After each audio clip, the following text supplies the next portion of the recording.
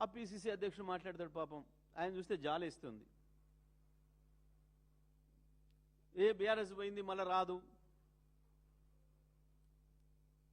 BRS రాకపోతే ఎందుకు భయపడుతున్నారు మరి కేటీఆర్ పర్యటనను చూసి కాసేపు కేటీఆర్ రోజుకో పర్యటన చేస్తుండు రోజుకో పర్యటన చేయకుండా ఇటుక అడుగుతుంటాడు ఆయన కేటీఆర్ ఉన్నదే మీ భర్త పడతానికి మీ పని పడతానికి బీఆర్ఎస్ వస్తుందో రాదో చక్కగా పక్కన పెట్టి కానీ మొట్టమొదటి నీ పదవి ఎన్ని రోజులు ఉంటుందో చూసుకోవాలి పిసిసి ప్రెసిడెంట్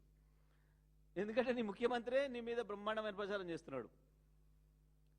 ఈయనంత పనికి మాలిన పిసిసి అధ్యక్షుడు ఒవ్వడు రాలే ఇప్పటి వరకు మొత్తం దాన్ని గాంధీ భవన్ పోయి బీర్ భవన్ చేసిండు ఆడ చూసిన ఖాళీ వడ్డీలే కనబడుతున్నాయి లీన వచ్చే కాంచి అని చెప్పి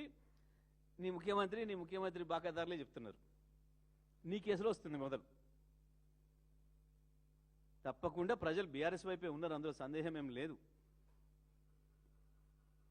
అందుకనే కేటీఆర్ను రోజుకు ఒక్క చోట కాదు 3 చోట్ల పిలుస్తాను నువ్వేమైనా ప్రెస్ మీట్లే తప్ప ఇంకో దానికి పోలేవు నీ ముఖ్యమంత్రి ఏమో అధికారులు తీసుకొచ్చిన మందిని చూసి మందితో ఉపన్యాసం బూతులు మాట్లాడి రావాలి పోయి ఇక బీఆర్ఎస్ బీజేపీ ఒకట బీజేపీ హైబ్రిడ్